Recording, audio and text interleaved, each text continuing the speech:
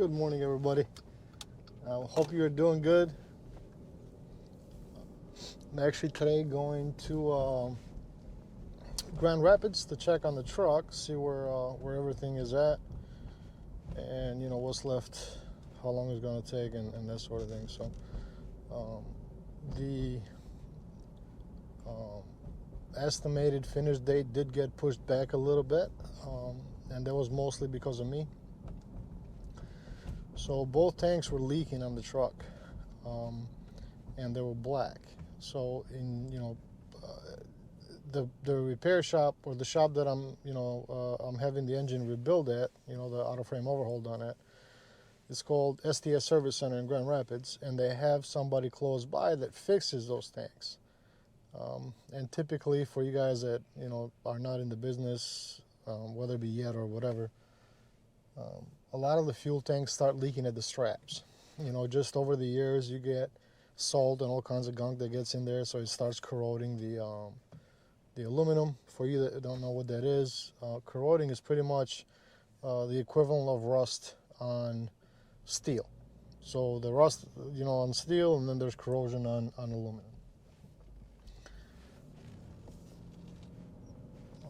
What's even worse sometimes on aluminum is where you have dissimilar metals. So you have a steel, holding or binding to an aluminum part. And those are typically like dissimilar metal corrosion. They're horrible. Sometimes they corrode so bad that they weld themselves in place. But anyway, so I ordered 2 new tanks from 4 State Trucks. Today is Wednesday the 30th. Because I didn't have a chance to make a video earlier than that. Happy Independence Day to all my Albanian brothers and sisters. I think it's the 110th year this year. So we celebrated actually on the 27th. It just happened to fall in that weekend, or the weekend right before the holidays. A good family friend got married, so we were at a wedding on Sunday. And we also had a wedding for one of my wife's, Veronica's, co-workers on Friday. That was a lot of fun, too. So anyway, I did order the tanks from 4 States. Along with that, I ordered straps. And I didn't get the stainless steel straps. I just got the aluminum straps. And then I got 2 sending units. So on the Pete, or at least on this particular one, I don't know if they're all like that. I've had a Kenworth with the same thing too. Is they have a switch where you can switch from the left to the right tank, and that's not consumption wise, but it's just level wise. So I got 2 sending units. The sending unit themselves, for you that don't know, it just measures the fuel level. All it has is it's like a plastic ball that floats on the level. At the end of it, there's a potentiometer that tells what the fuel gauge or the fuel level is at, which in turn tells the gauge what to show. Pretty simple, nothing really to them. But because the Pete has 2, I wanted to put 2 and not just 1. That's actually a pretty good indication sometimes of, if you flip between one or the other, finding out if one of the tanks is not, feeding at all, like it's not taking fuel from a particular tank. And then they're all going to do all new fuel lines. I did get both connections for the fuel return and the fuel pickup. So that should be pretty good. And then I also got new fuel caps. May as well, spending all this money. There was a sale for one of the performance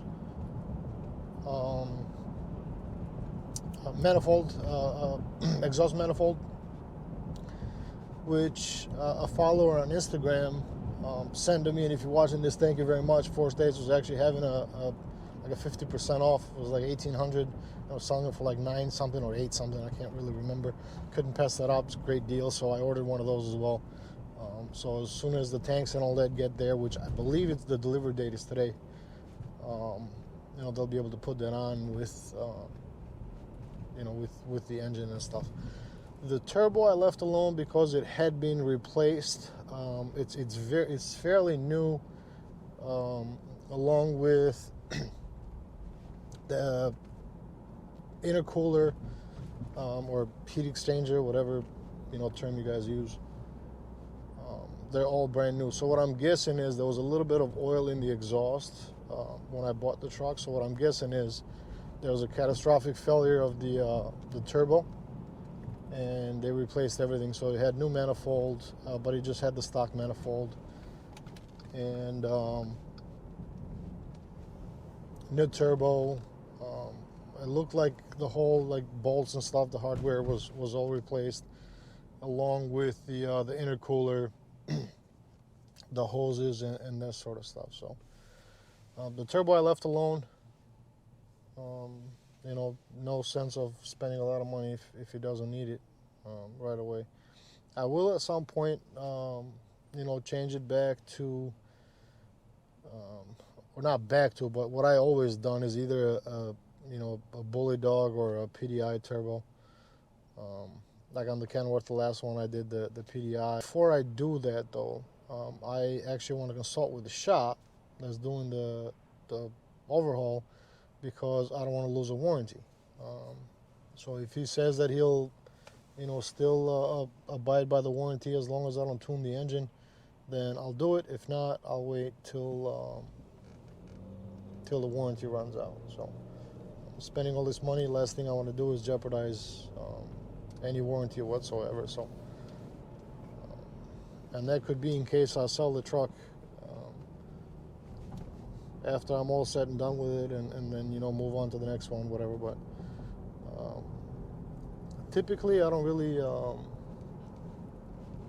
give a crap too much about comments, but there was a comment on there that kind of pissed me off a little bit. And I know you usually shouldn't reply to people like that, because they're just looking for an argument or whatever the case is. But there was a comment on there that was along the lines of, God had nothing to do with it, and you did this to yourself. Yeah, I did do this to myself. I never said that this was God's doing. The decision was mine, solely mine, and the outcome was the outcome.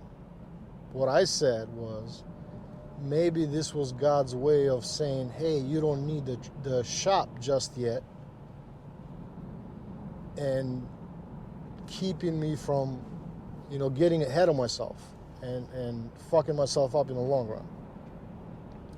So whatever her name was, I'm sorry, I didn't remember, and I'm not being disrespectful to you whatsoever.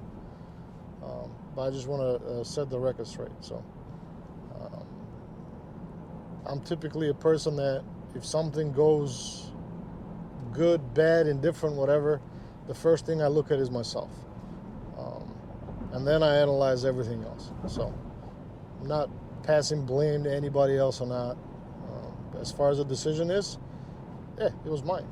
I didn't make a decision to buy a fucked up truck, but the decision to make the change was mine. And with that comes the possibility of shit like this happening. And anytime you buy a used piece of equipment, I don't care if it's a vehicle that you go to work with, a semi-truck, a bus, whatever. You buy something new, you always have the possibility of it going apeshit on you. So that's enough of my bullshit rambling anyway. I'll start the video again when I actually get to the shop. So I'm at the shop.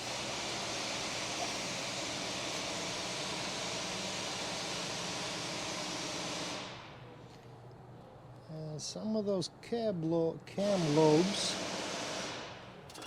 don't look too great.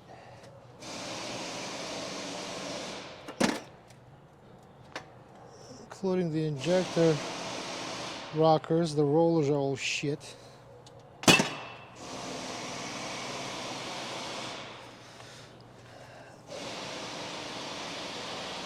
Cylinder liners, all this other garbage.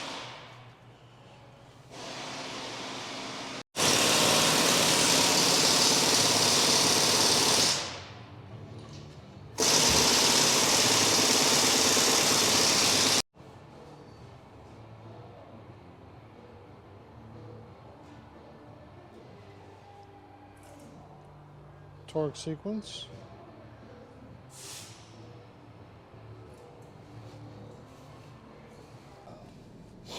Couldn't really do a whole lot of filming. They were pretty busy in there, so apart from what the parts look like and what they were working on, so I guess that the torque on that head, I think it was 300, not 400 plus 90. But anyway, he's got all the spec sheet. I'm not worried about that. Looks like they got, obviously the liners in and everything else. After the head, he'll, put the cams in and rockers and all that sort of stuff and button that up. The tanks did show up. I asked him to see if he had anybody close by that could polish them before we put those on, and he does. So he took them to the other place and let him polish them.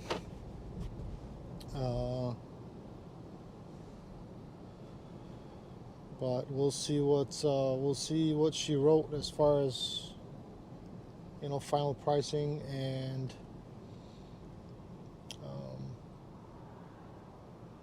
so the time frame extended just a little bit because of parts and stuff that needed to come in,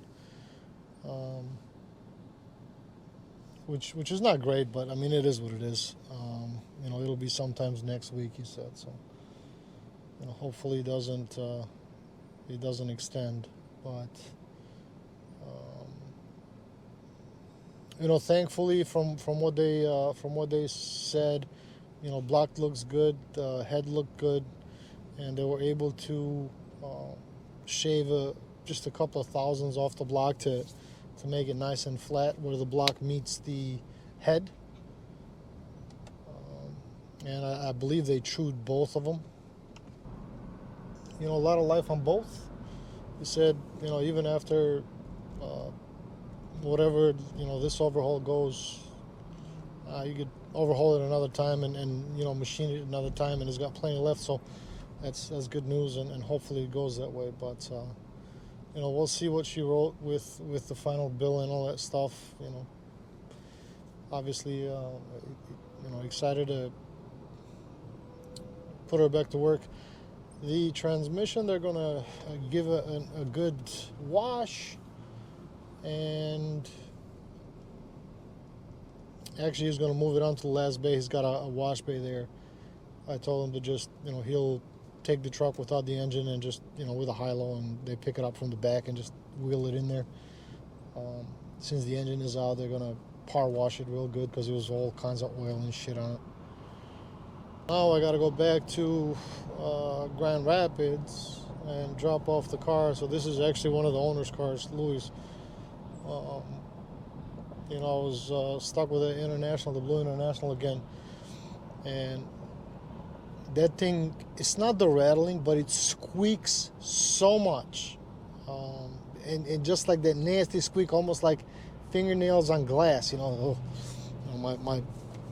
My hair stands up when I even think about that noise.